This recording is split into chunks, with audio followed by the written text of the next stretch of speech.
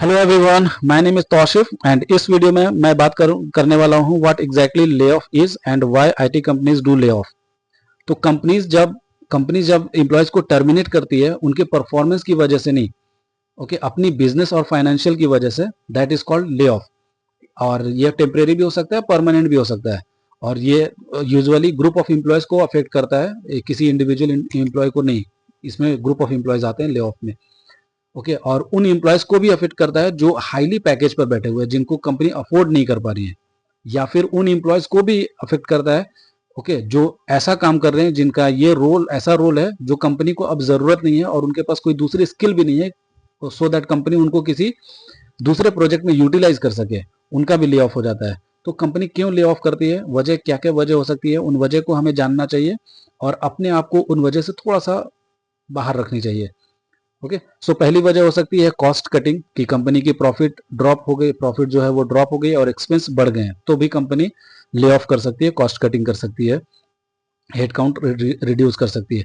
या skill mismatch, जो कि अभी टीसीएस ने किया था, 12,000 ऑफ एम्प्लॉयज को टीसीएस ने टर्मिनेट किया है, ले ऑफ किया है, ये बोल करके कि स्किल मिसमैच हो रहा है। इसका मतलब क्या होता है कि जो कंपनी जिस डायरेक्शन में जा रही है, फ्यूचर में जो जा रही है, वहां पर एआई की जरूरत है, क्लाउड की जरूरत है, ऑटोमेशन टेक्नोलॉजी की जरूरत है, डेटा इंजीनियरिंग की जरूरत है। तो अगर कोई इंप्लॉयज ऐसे जो इन सब टेक्नोलॉजीज को अडॉप्ट नहीं कर रहे हैं, अपने आप को अपस्किल नहीं कर रहे हैं, तो कंपनी उनको ले ऑफ कर देगी। अगर कोई एम्प्लॉयज ये सोच करके बैठा हुआ है कि मैं तो गवर्नमेंट कंपनी में हूँ, मेरी जॉब सेफ है, मैं सिक्योर हूँ, मुझे कुछ सीखने की जरूरत नहीं, मैं बेंच पर हूँ तो बेंच पर ही रहूंगा, तो अब इन कंपनीज ने पॉलिसीज बदल दी हैं। अब सभी को प्रॉफिट चाहिए, प्रोडक्टिविटी चाहिए, सभी को अपस्किलिंग चाहिए, तो अपने आप को अपस्किल करते रहना चाहिए। एक और रीजन हो सकता है प्रोजेक्ट कैंसिलेशन। कभी कभी क्या होती है कि कंपनी के पास पाइपलाइन में बहुत सारे प्रोजेक्ट्स होते हैं, क्लाइंट से बात की होती है कि हमारे कि ये प्रोजेक्ट्स हमें मिलने वाला है, तो उसके बेसिस पर बहुत सारी हायरिंग करके बैठता है कंपनी। लेकिन अगर किसी वजह से प्रोजेक्ट कैंसिल हो जाता है तो इसकी वजह से भी उनको ले ऑफ करना पड़ जाता है, क्योंकि ऑलरेडी उन्होंने बहुत सारे एम्प्लॉयज को हायर कर रखा है। एक और वजह हो सकता है ग्लोबल स्लो डाउन या रिसेशन। कभी कभी पूरी ग्लोबल मार्केट ही स्लो डाउन हो जाती है, तो उस केस में भी जॉब्स कट्स होते हैं।